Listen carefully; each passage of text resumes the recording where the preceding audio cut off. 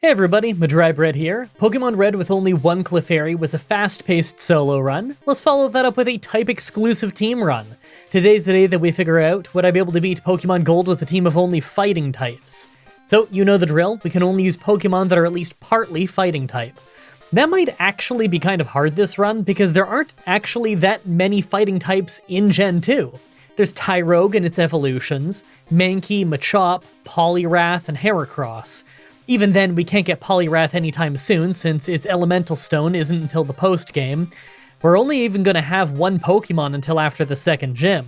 Between that and how the Pokemon Champion has 6 flying types, this is definitely going to be a hard one. Like always, I'm writing the script as I go through this challenge, so this part is being written before I've started. Everyone comment down below and guess if I can win or not. I figure it's winnable, but I wouldn't be shocked if the post-game fight with Red is incredibly hard thanks to Espeon being an absolute beast. Let's explain the rules. In combat, I can only use fighting types. I'll need to use other Pokemon to use HMs, but I won't be allowed to use any of those Pokemon in battle. No glitches or exploits, no items in battle, only Pokeballs, held items, and items outside of combat are allowed. Also, if you enjoyed this video, be sure to like, subscribe, and ring the bell for more. Let's do this. So, right off the bat, I used the Universal Pokemon Randomizer to replace Cyndaquil with Tyrogue so that we can do the whole run with it. I figured Tyrogue would be the most interesting Pokemon to start with, since normally we don't get one until after the Dragon Gym, pretty late in the game. I've also set the game so trait evolutions can evolve by level up, since that's a pretty highly requested feature in the comments section. That means we can get him a champ, so that's pretty cool. Seriously, every single time I use any Pokemon that evolves by level up, they tell me to use that option in the randomizer, so whatever, sure, I'll do it. Alright, so early game travel isn't horrible or anything, but being weak to Gust is kind of annoying. Plus, Tyrogue doesn't actually learn any moves by level up, so until we hit level 20 in Evolve, we're just stuck with TM moves.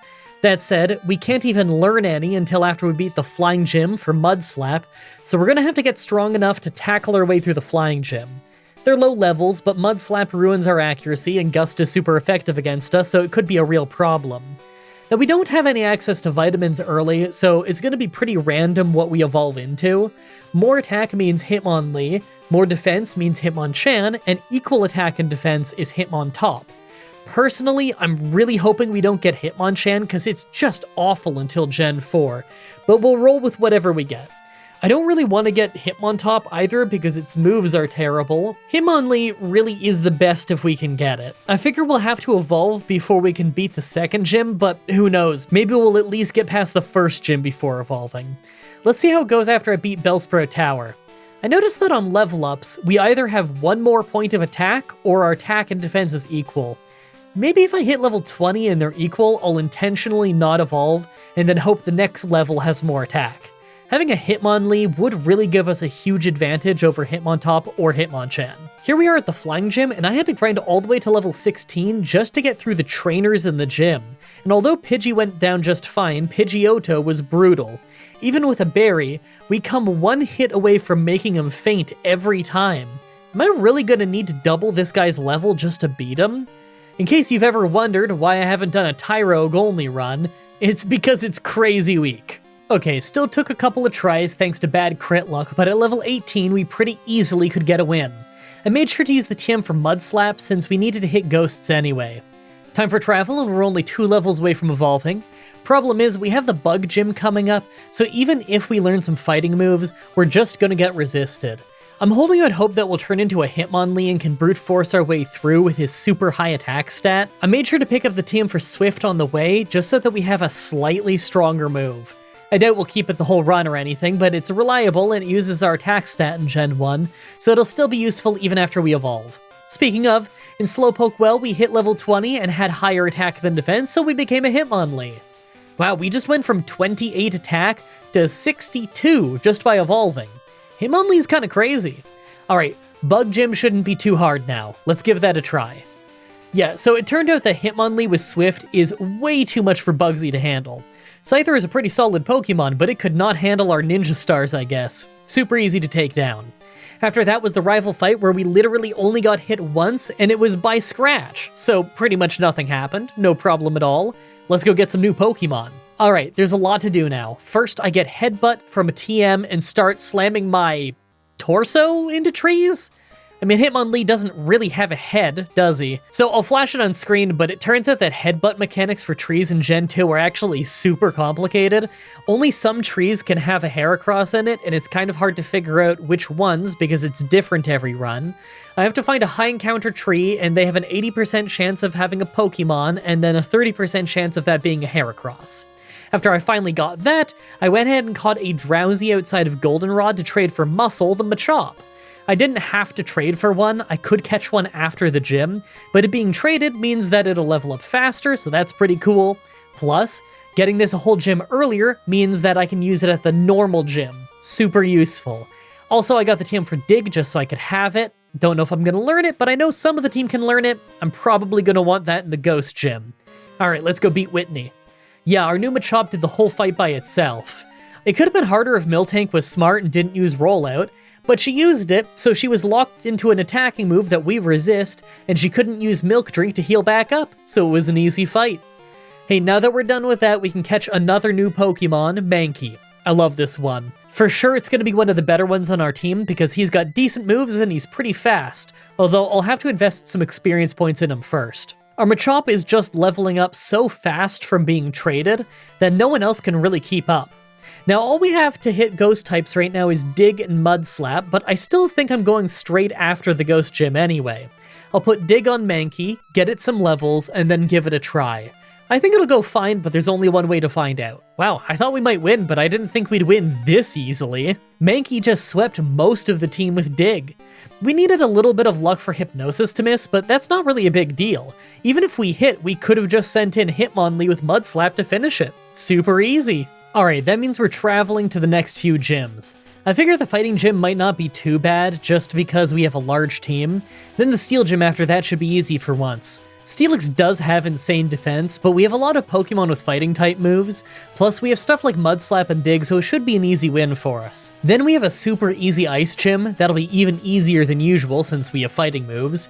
Really, I don't see anything challenging us until the Dragon Gym at this point, so let's go win some fights. So first is the fighting gym.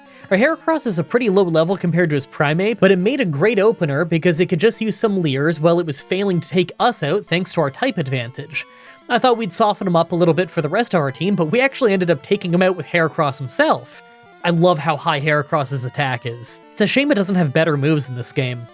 As Poliwrath came out, we hit it hard with Hitmonlee, but quickly got put to sleep and confused. We could have just taken him out if not for hitting ourselves in confusion twice, but that's okay. We just sent in our own Primate to take him out instead. I figure the Steel Gym is going to be harder.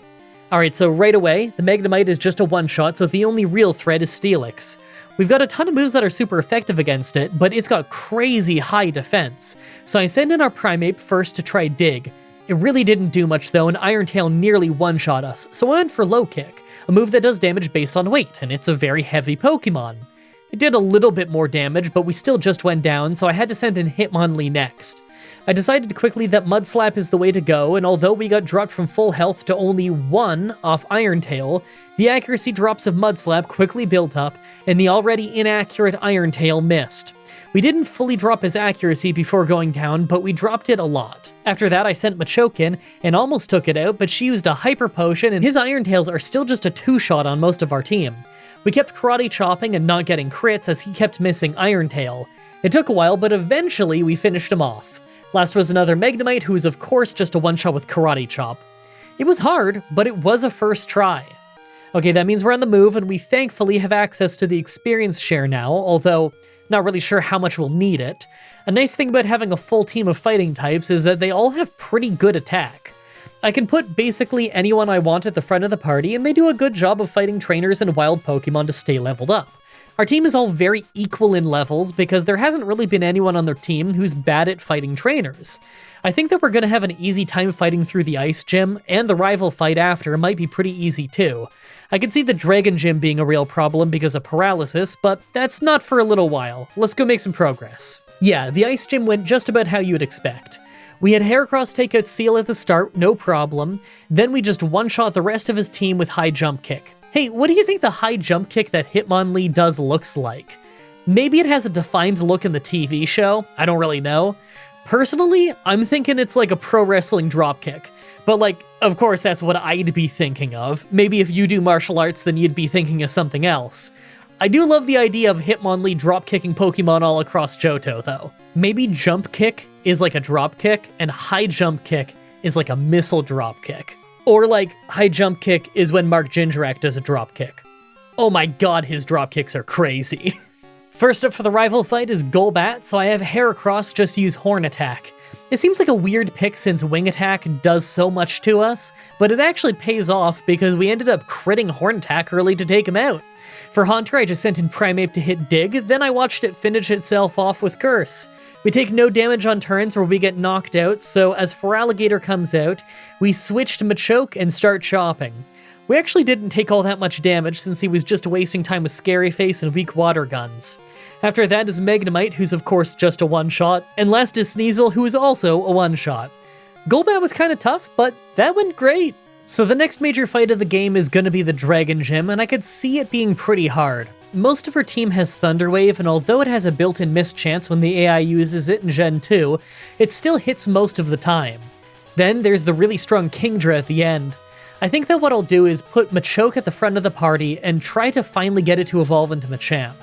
Now, I don't know what level that's going to happen at, since it's a randomizer option that even makes it possible, but I figure it's going to be sometime in the 30s, so that shouldn't take too long. Once we win the fight, we can get a new Pokemon, as well as the TM for Earthquake, so I'm looking forward to that. So first up is the first of her 3 Dragonairs, and although it paralyzes us right away, Slam really wasn't doing a ton to Heracross, so we were able to take it out in a few Horn Attacks. The second one went pretty much the same way, and much to my surprise, we actually took it out with a little bit of our health to spare. The third Dragonite paralyzed Primeape, and although we nearly knocked it out, it took us out first, so we had to finish it off with Headbutt from Hitmonlee. Last was Kingdra, and I knew this thing is going to be a monster, so right away, I just had Hitmonlee spam Mud Slap. It seems like Kingdra had the same idea, as it hit Smokescreen and a Hyper Beam, but we got a little bit more Mud Slapping in before it finally made us faint to another Hyper Beam. Thanks to that, though, we were able to send in Machamp to use Focus Energy and then start Karate Chopping. The second one crit, landing us the victory. Nice. Hey, it's time for another Pokemon, finally. Now, I don't know if this is going to pay for us at all so late in the game, but I went ahead and went deep into Mount Mortar to get Tyrogue. Now, for all we know, it's going to evolve into something pretty much useless, but hey, we might get another Hitmonlee, and that would be pretty cool. We could even get some use out of a Hitmonchan, although, honestly, I should probably just buy some Ice Punch TMs for Machamp and Primeape, and that would probably work a lot better. I'll put an experience share on this guy and just see if he's useful by the time we get to the Elite Four. I'm gonna go pick up the TM for Earthquake and Victory Road, then we'll give our rival a try. Hey, check it out! On our way to the rival fight, the Tyrogue evolved into another Hitmonlee.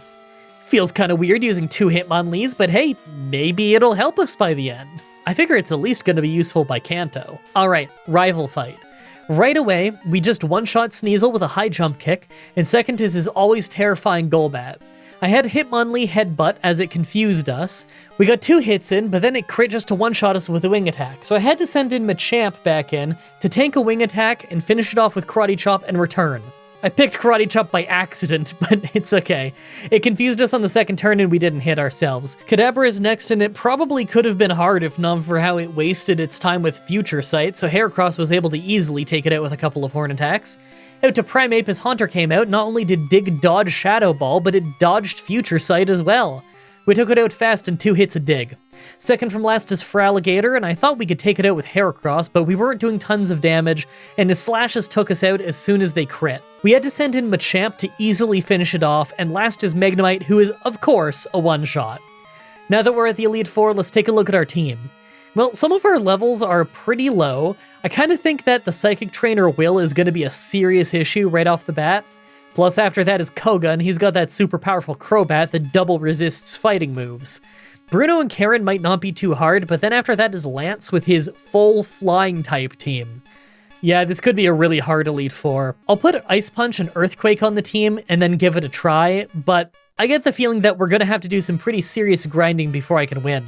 Make your final guesses on if we can win this or not. Let's do this. First is Psychic Trainer Will. Well, we got outsped and completely swept by the first Xatu. Machamp was the only Pokemon on our team who didn't get one-shot, and it wasn't able to get a one-shot in return. That means I'm grinding. Hey, at least there's a really good grinding spot, and we're still a pretty low level, so it doesn't take very long to level up each Pokemon. Now, I don't know how much is worth it to level the extra Hitmonlee, but I'm doing it anyway because I figure it could help us. I really don't see us winning against Will until the team is maybe in the high 40s because of how much faster he is than us, but that's a lot of levels for some Pokemon on our team. I'd use rare candies, but most of our team aren't anywhere close to maxing out stat experience, so it would benefit us a lot more to just grind for levels. Rare candies make it harder in the long run, at least until we had more manual grinding for stat experience. I do have a Quick Claw, and maybe that could help us a little bit, but it's luck dependent, and it's not like we're going to be getting one shot, so it might not help us all that much. Really, we're probably not winning against Will until Primeape and Machamp are faster than them, and can really mess them up with Ice Punch, and even then we'll probably still just lose to Koga right after because Crobat is an absolute beast. I'm really holding out hope that Ice Punch will save us later on in the Lance fight, because otherwise that's gonna be a big nightmare. Fighting type in this gen is kinda like Poison type in Gen 5. It's great for most of the game, but awful as soon as you get to the Elite Four. Here's the two Hitmonlees, by the way. One is the one we started the run with at level 5, and the other one is the Tyrogue we just recently got at level 10.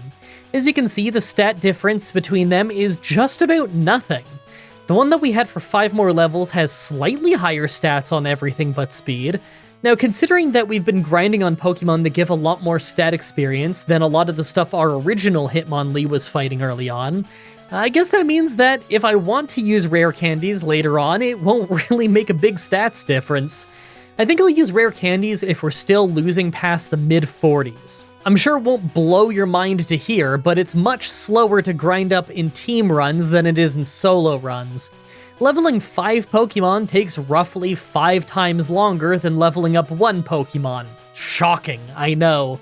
You might think that you'd need to level less to win a team run because you don't need to overlevel 1 Pokemon like crazy, but you actually need more levels total, just usually not on one individual Pokemon. I've already been grinding here for over an hour. Sabu has taken 2 separate naps on my lap, and my team is hardly level 40. I'll grind a little bit more and then try Wally again. Okay, so Primeape is actually faster than Xatu and can survive Psychic with only 15 health left, so 2 Ice Punches take it down. Second is Jinx, and I didn't really have a great answer for it, but I figured it's super frail, so maybe Heracross with Earthquake would work. We actually ended up being faster though, and we one-shot it. That was kind of amazing. The second Xatu came out next, so I had Primeape hit an Ice Punch, thinking it would go down to Psychic, but we crit for a much-needed one-shot. I kept Primeape in to Ice Punch Executor, and although we fainted to Psychic, we hit it so hard, Machamp was able to come in and finish it off quickly. Last is Slowbro, who just kept using Curse, so although we took a big hit from Psychic eventually, we were able to take it out by spamming Return. Alright, that went pretty well. Second is Poison Trainer Koga. First is Ariados, and it was just using Double Team, so we took it out in a few returns as we didn't end up missing. Second is Venomoth, and I had already set up Focus Energy, so I decided to just stay in and keep using Return. We didn't crit, but we did take it out. We got hit by Toxic though, so our health is draining. Third is the Crobat that I thought would take out our whole team, but it was just using Double Team, so we took it out with 2 returns. That was lucky.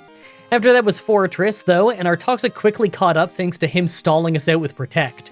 We did alright damage, but we fainted and had to send in Hitmonlee to finish it with a few high jump kicks. Last was Muck, but it went down in 2 Earthquakes because it just went for evasion moves, just like Crobat and Ariados. Thanks for the easy fight, Koga. Third is Fighting Trainer Bruno. Right away, Hitmontop was easy with a few hits of Earthquake. I was kinda hoping he'd go for Dig and just faint underground, but he was smart and used Quick Attack both times instead. Speaking of, Hitmonchan just spammed Mach Punch against Machamp. That's just a fighting type Quick Attack. It paid off because he crit one of them, dealing more damage than expected. He still went down fast though. After that was Hitmonlee, who has terrible defense, so although we took a pretty strong high jump kick and a double kick to almost finish this off, we still karate chopped him down. Next was his Machamp, and we actually almost took it out just by using Return twice with our nearly dead Machamp, but he took us out and used a Max Potion as Primeape came in. We crit right away with a Karate Chop though, so although we almost fainted to Cross Chop, we were able to finish him off. Last was Onyx, but it was no match for Ice Punch, just another first try. Not bad! Fourth is Dark Trainer Karen. As expected, this fight was actually really easy. Yet not all of our team are dark type, but we've got super effective moves against most of them anyway, and they really couldn't do much to us. It's nice to get a really easy fight, but I think we're gonna lose right away to Lance. Let's see how it goes. Finally, the Pokemon champion Lance. Right away is Water Onix, and he always opens with Rain Dance, so we just use Return twice to take him out. He gets us with a Hyper Beam, but it didn't do crazy damage, so we're okay. Aerodactyl's next though, and it's super hard hitting. I ended up sending in Primeape to Ice Punch it, but we got hit by Wing Attack for most of our health first. Ice Punch did okay damage, but we went down fast and had to send in a Hitmonlee next. We nearly got one-shot by Wing Attack, but a High Jump Kick actually took it out. After that was Charizard, so I stayed in to land a High Jump Kick for decent damage. We go down to Wing Attack, and then I sent in Heracross to go for Horn Attack. In retrospect, I should have used Counter because his Wing Attack dropped us to only 8 health, and Counter would have one-shot him. But we crit Horn Attack to almost take him out, so we sent in our last Hitmonlee and finished him off. We missed our first kick though, so we almost fainted thanks to that. Next is the first of 3 Dragonites, so I had Machamp going with Ice Punch. We got paralyzed and hit with a Hyper Beam, but we did great damage and took it out in 2 hits. For the second Dragonite, we nearly fainted to Blizzard, nearly took him out with Ice Punch, but then he finished us off with Hyper Beam, so he had to recharge while our wounded Hitmonlee finished him off. Last is his final Dragonite, though, and of course we couldn't take him out with 1 red health Hitmonlee. Okay, I feel like just a few levels on our team and a slightly different strategy, and this might actually be possible. I'll use 4 rare candies on each Pokemon and keep trying. Alright, right away we are actually faster than Water Onix with Machamp now, so we can take it out in 2 hits as all it did was make it rain. This is already a way better start. For Aerodactyl, instead of Primeape, I sent in a Hitmonlee to High Jump Kick. We nearly one-shot it, fainted, then sent in Primeape to take it out in an Ice Punch. Unfortunately, we were still slower, so we took big damage in the process. For Charizard, I sent in Machamp and just brute forced it with Return. We took big damage from Flamethrower, but a critical hit took out Charizard fast. As the first Dragonite came out, we just outsped it with Primeape and hit an Ice Punch that ended up freezing it so we could take it out without getting hurt. That was lucky. The second Dragonite also got hit right away, but we didn't freeze it this time, so it finished us off with Blizzard. We had to take it out with our remaining Hitmonlee with a High Jump Kick. As the last Dragonite came out, I sent in Machamp, and we got lucky as Dragonite wasted its first turn with Safeguard. He used Full Restore right away, but we naturally just went for Ice Punch again. We ended up critting a second shot for a really early knockout. I doubt we needed it since we still have a Pokemon and a lot of health left, but that was a really clean fight. With that victory, we get into the Hall of Fame and we win the run, but you know it's not over yet. Gen 2 has all of Kanto in the post-game, including 8 gym battles and the secret final boss fight with Red. 7 of those 8 gym battles are super easy because they're weaker than the Elite Four, so we're gonna skip ahead to the next real challenge, Blue. I made sure to pick up both of the leftovers along the way so that we can have 2 Pokemon healing up. I slapped them on Machamp and Heracross since I figured they'd both benefit the most. Wish me luck against Blue. First is Pidgeot, so I used Ice Punch with Primeape, but it actually ends up hitting surprisingly hard with Mirror Move in return. Not only that, but right after I failed to take it out and just go down to a Wing Attack, so I had to send in Hitmonlee to finish it off. Alakazam is second, and although it hits incredibly hard with Psychic, Machamp is able to one-shot it with Return, so at least it goes down quickly. Now, I was hoping I could use Return against Water Onix as it came out, but we actually got outsped and taken out by a Hyper Beam. I had to send in Heracross to spam Horn Attack, and thanks to it healing, it took extra long, but eventually we took it out just because it was losing turns to Hyper Beam. RK9 didn't take us out in one Flamethrower thanks to it still raining from Water Onix, but our Earthquake wasn't a one-shot either, so we went down anyway. We had to send in Hitmonlee to finish it, but with only 5 health remaining. Executor was next, so we hit 2 Mega Kicks while it was charging, and finished us off with Solar Beam. Then we sent in our last Hitmonlee to finish it off. I'm just so lucky that Mega Kick is even hitting. That's not a very good accuracy move. Last was Rhydon, and I thought we had a chance of winning when our 90 accuracy High Jump Kick missed, and we got taken out in one Earthquake. That's heartbreaking. I'll come back a few levels later. I know that we're not too far off of a win on this one. Next try a few levels later. This time I open with Cross Chop, and it goes great as we crit to one-shot Pidgeot. Much better start. For Alakazam, I tried using Heracross instead now that he knows Mega Horn, and although we nearly got taken down by Psychic, Mega Horn is of course just a one-shot. That means that he isn't healthy enough for RK9 though, so I had to send in Machamp instead. We were dealing great damage with return though, and I was just hoping that we wouldn't get burned. In the end, we took it out, but we lost a lot of health in the process. Water Onyx is next, and Machamp is still my best choice, so I just stuck with it and used return. We actually hardly hung on from a Hyper Beam to get the knockout. Second from last is Executor, so I stayed in to hit a return. He wasted his turn charging for Solar Beam, then we took it out with another hit. Last was Rhydon, but Primeape was easily able to take it out with Ice Punch. That went a lot better. That means we're on the road to the final fight with Red. Hey, you know what's nice about only having 5 Pokemon on our team? I can just have a Togepi for Flash so I don't have to go through Mount Silver blind. I had to do that before on an old run. Just walk through blind with a map on the side and count how many steps I take. It's a nightmare. I think it took me like 10 minutes last time. Anyway, I'm confident that we can beat Red. I just don't know at what level. Most of his team isn't going to be too much of an issue once we level up more, since we're a lower level than him right now. But Charizard and Espeon are probably going to be brutal. I'm not really worried about the rest of his team, though. Maybe Blastoise could be a problem, but not a massive one. We have unlimited rare candies, though, so I'm absolutely certain we're going to be dipping into those. I figure we can win with the team somewhere in the level 60s? Let's find out. Alright, first try starts alright with us getting hit by Thunder from Pikachu just to easily one-shot it with Earthquake. I kind of expect that. His Pikachu is a high level, but he's got awful stats. Second is Venusaur, who made it sunny right away. Ice Punch wasn't doing much, and we lucked out with a critical return, but his Solar Beams were just brutal. Machamp went down, and I had to send in Primeape to finish it off. Third is the Espeon I was worried about, and as expected, it outsped us and swept our whole team. Well, I figured there was no way we could win this fight yet anyway. Let's get our team to the early level 60s and try again. I'm hoping that once Heracross is faster than Espeon, we could just one-shot it with Megahorn. That might not be for a while, though. We have stat experience, but he's got faster Pokemon. Not sure when we'll end up faster. Level 62! Nah, goes the exact same way. I mean, not exact, we didn't crit Venusaur, so it did even more damage to us, but Espeon still just swept us. Maybe level 65? Alright, level 65. Yeah, we're still just getting swept. We've got to be faster by 70, right? Alright, level 70, and it starts great with Pikachu just missing Thunder, so we one-shot it with Earthquake with full health left. And this time, Venusaur didn't use Sunny Day, so it only got 1 Solar Beam in before going down. Espeon's still faster than us, and probably could have really messed us up, but for the first time, he used Reflect instead of Psychic, and despite that, we still just one-shot him with Megahorn.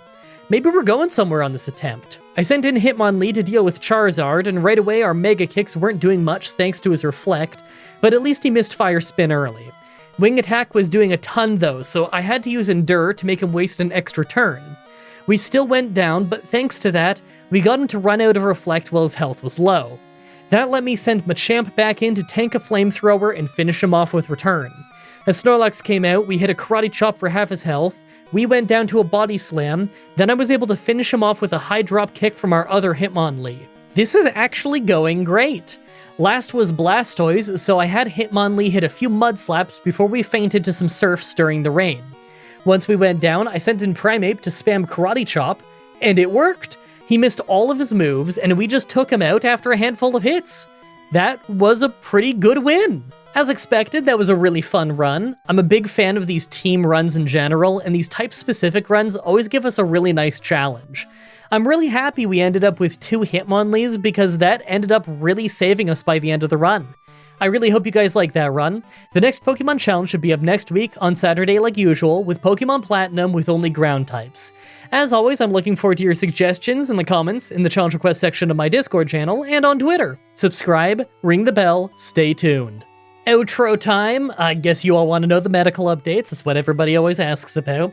Okay, so I've done all the cardio appointments now. I'm just waiting on actually seeing the cardiologist for the results. Now, I actually did see the cardiologist for just a moment on that 3rd cardio test, the stress test. So I've done the 72-hour heart monitor, or Holter monitor it's called. Obviously, I don't see the results for that. You just wear for 72 hours and then you drop it off at the clinic in a bin. And I did the echocardiogram. Again, obviously, I don't know the results of that. I'd lay down on a table and they use the gel and the ultrasound wand and stuff on my heart a bunch, and They get some results they send off to a cardiologist. And then the third one was the stress test. Now, I learned a little bit from that. It's not the same kind of stress test I did 2 years ago with the exercise bike on its side kind of thing. This one was they have like the EKG thing hooked up to me, and they have the blood pressure monitor thing on my arm. And they have me running on a treadmill that has like a slight incline to it. Now, we actually learned something from this just because before I even got on the treadmill, they hooked me up to the wires and everything for the EKG, and my heart rate was really unnaturally high, and my blood pressure was still very low. The blood pressure was like 120 over 59. The 120 is normal. The 59 is quite low, though. And my heart rate kept really, really specifically going between 110 and 130. Now, I see that sometimes on my watch because I wear a Fitbit. Not normally that high, but, you know, their EKG meter is obviously way more accurate than just my Fitbit on my wrist. So it kept going between 110 and 130. So they're like, oh, that's weird. So the tech had me sit down instead of standing up. I just sat down for a little bit, and he was looking at the monitor to see if it went down, and it wasn't going down. So he's like, you know what? I'm just going to go fetch the cardiologist real quick. So he brings the cardiologist in. Turns out it's the same one who saw me 2 years ago. He walks in and immediately is like, oh, nice to see you again. And he's looking at it too, and he thinks it's kind of weird. So he listens to my heart a little and doesn't hear anything too weird. And he tells me, like, do some deep breathing. So I do some deep breathing exercises. My heart rate is still continually going between 110 and 130. I'm feeling relaxed and everything. It's not like I'm nervous. You know, I do these appointments all the time. And treadmill, of course, I'm not afraid of a treadmill. I have a treadmill at home, you know, like, what was it, month and a half ago? I was doing 30 minutes a day on the treadmill. I like the treadmill. So it's not like I was nervous about anything. So they're asking me, you know, how I feel. And it's like, oh, well, heart's beating kind of fast, but I feel about as crap as usual. So, the cardiologist just got called in to make sure that I was even safe to do the stress test, and he said I could go ahead with it. So I did the stress test. My heart rate went the highest I've ever seen it. When I used to do a lot of cardio, a lot of high-intensity cardio, I don't know, a year and a half or so ago, something like that, the highest my heart rate would ever get is like 165. Well, this time, when the treadmill was going pretty fast with a bit of an incline, the highest we saw it go was 185. 185 is very, very high for me. We sped it up a little bit past that, but my legs just couldn't keep up, and that's okay. Obviously, I haven't been able to really exercise as much as I would like to during all this health stuff that started, 2 months ago now. What's today, the 19th? Today's the 19th of August that I'm recording this voiceover. So I got the wisdom teeth out on the 21st of June, so nearly 2 months ago, almost exactly 2 months ago.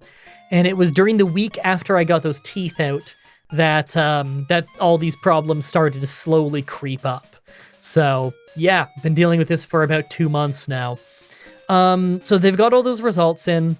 My cardiology appointment for actually speaking to the cardiologist is booked for November, which isn't for a very long time. But they told me that if they can bump me up and they think that it's urgent, then they'll give me a call as soon as they can and they'll bump me up.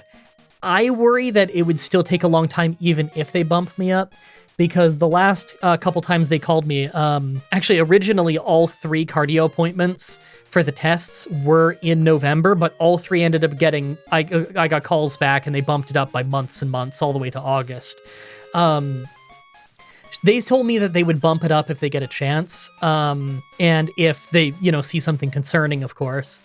Thing is, every time they went to bump it up, they would say either like end of September if I want to go to a cardio clinic, which is still very far off, or if I'm willing to go to the hospital, then they could bump it up to August, which I took obviously, because yeah, you got to pay for parking, but parking at the hospital is a very small price in comparison to my health, so of course I accepted that.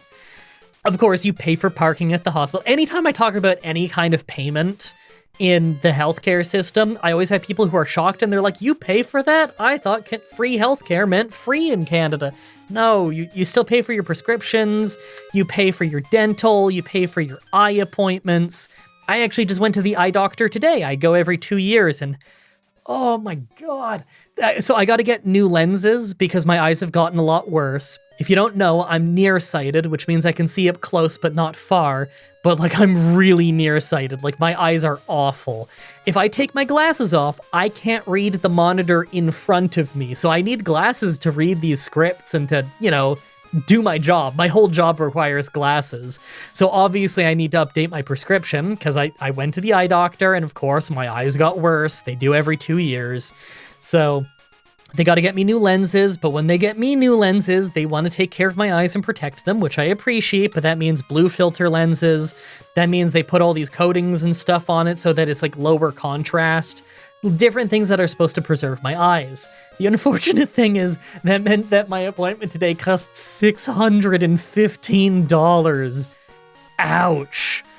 That's not part of free healthcare. People get this weird idea that free healthcare means like 100% free.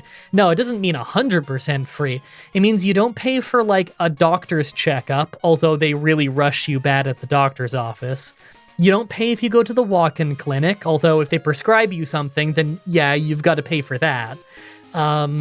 You don't pay for anything done to you at the hospital, but you do pay for the parking. And you pay for the ambulance, which is actually very funny because I had 2 ambulance trips now, and the second bill hasn't come in, even though it has been like exactly a month since that second ambulance trip, and I've already paid for the first ambulance trip. That only took 2 weeks to show up, so I don't know what's taken so long in the second ambulance bill, but I'm obsessively checking my mail waiting for that to come in. Yeah, free healthcare in Canada does not mean like free. It means that some things are covered and other things are still awful expensive. Anyway, I'm rambling. So I told you the cardio stuff, the eye appointment. I haven't gotten super faint in, I guess, like almost a month now. Now, my blood pressure is still a problem. I guess it's less of a problem-ish. I don't want to push it. And my pulse has been really high. Like my heart rate's been higher than normal. They saw that when they had me at the stress test. So there's something going on there. I'm still getting abdominal and kind of like lower abdominal, upper pelvic pains.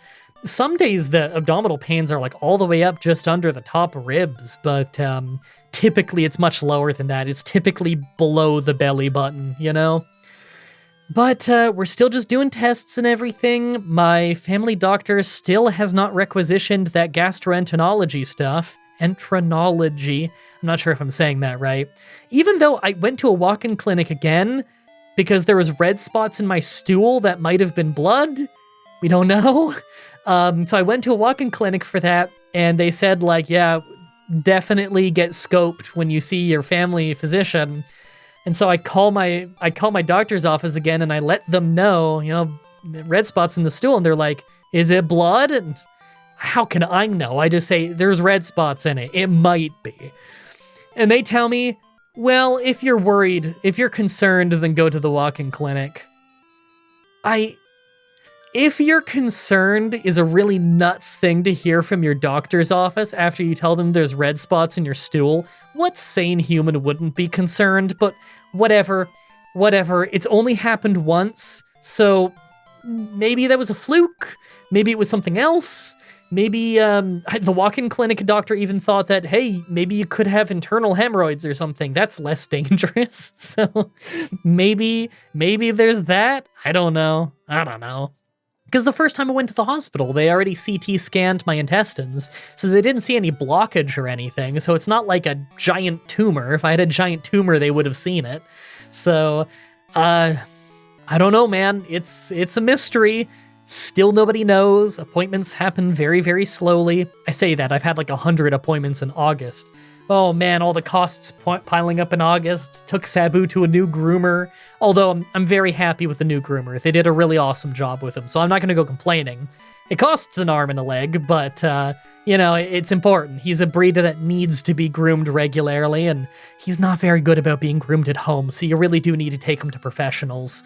It's how it is. Some cats need that. He's a long fur boy, but he's loving his new haircut, and he's spending extra time in my lap Probably because he's a little bit chilly. He did get shaved down pretty short. Oh, do I have anything else to update you on? I don't know. Oh, a lot of people, so the video where I was talking about like, hey, don't diagnose me because the actual doctors in the community ask questions rather than just trying to diagnose me.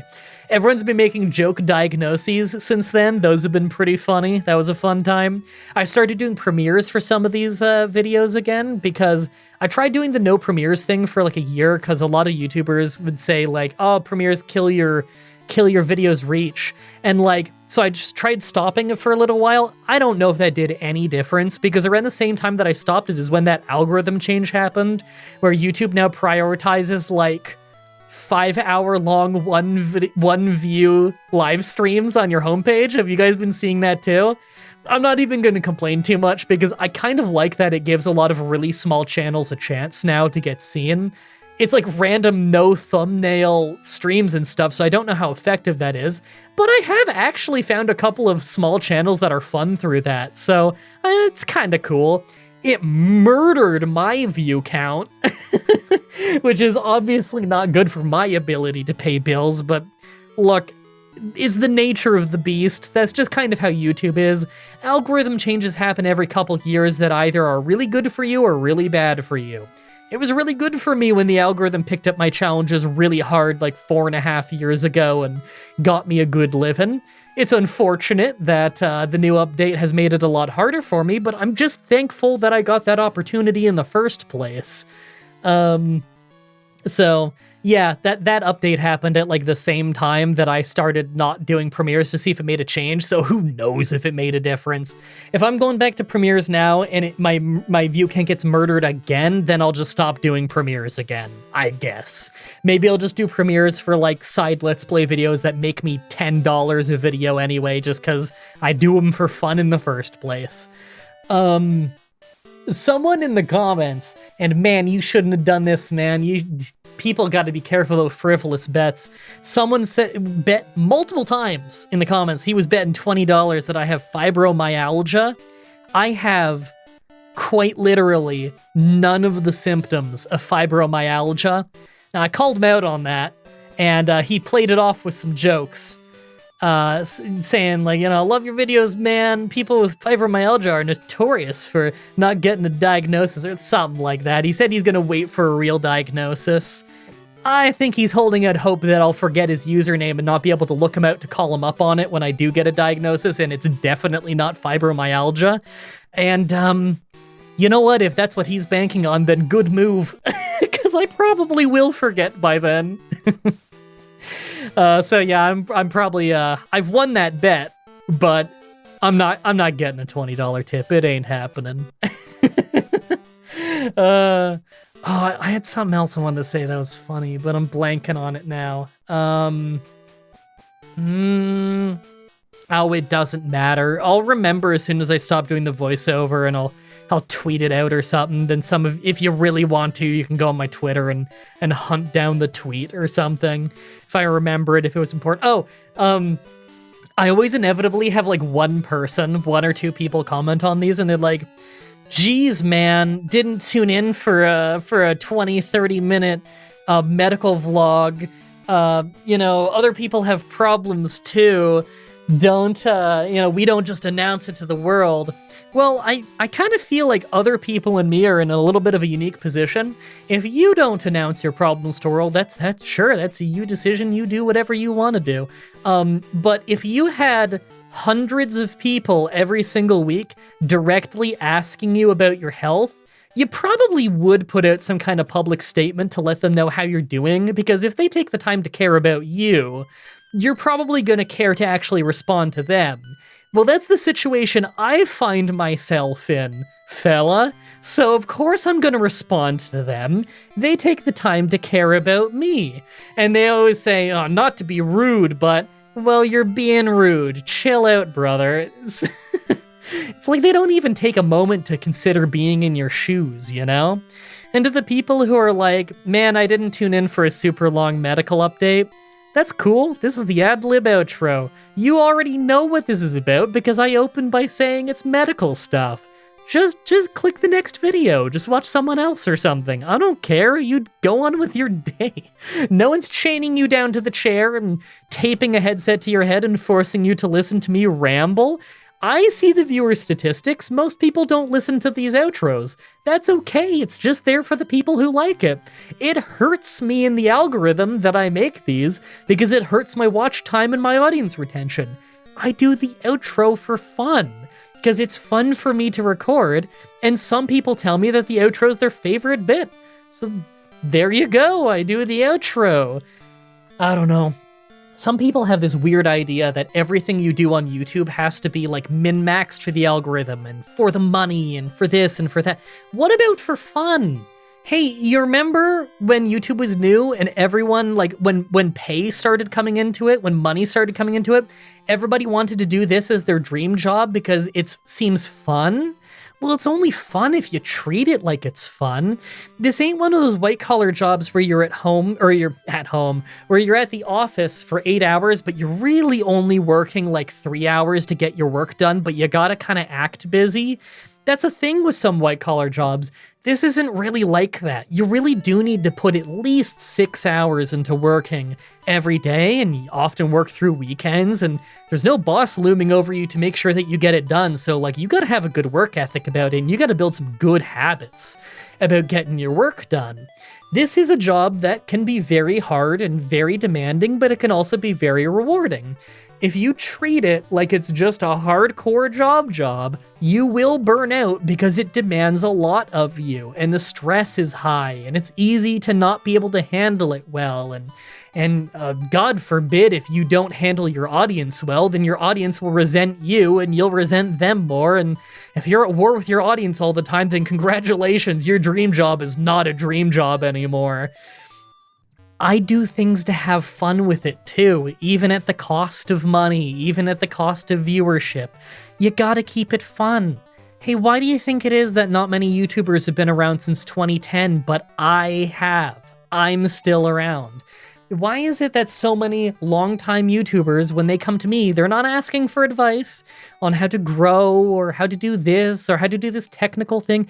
They're asking how not to burn out. They're saying to me, how did you never burn out when they hear about my upload records? It's because I try and keep it fun, even if it costs me sometimes. Because that's how you actually keep this dream job as a dream job. You know, don't treat it like a job from day one. Treat it as a really fun hobby you do because you love it. Learn how to love the process. Learn how to love the editing. Learn how to love every aspect of it, because if it blows up and if it becomes your job, you don't want to be beholden to this really stressful, really hard job if you don't really love it, you know? No one should take this job if they don't really love it, because it's hard. So it looks easy on the outside, but any YouTuber will tell you that you really do put in a lot of time. Anyway, that's enough rambling for now. I'm sitting down too much and my neck is feeling it, and I've really got to work on that because it's been hard to keep up with all my neck health stuff and all my workout stuff because, well, I got blood pressure issues, you know? My blood pressure is too low and I don't want to faint, you know? I don't know what I am and am not capable of right now, but I still need to work out my back to some fashion to help support my neck because the nerve pains have been coming back pretty rough and they're not fun, and I'm only getting older and I'm only ever going to get worse if I don't take care of myself, so I'm doing what I can. Hope you guys found the outro interesting, and I can't wait to record another one for you in another week, on another Monday, when I'm doing another challenge. What challenge was that again I'm doing? Oh, Platinum with only ground types, which I'm starting that run later today. I'm really looking forward to that one. That one's probably going to be pretty fun. Thank you everybody so much for watching, and until next time, have a nice day.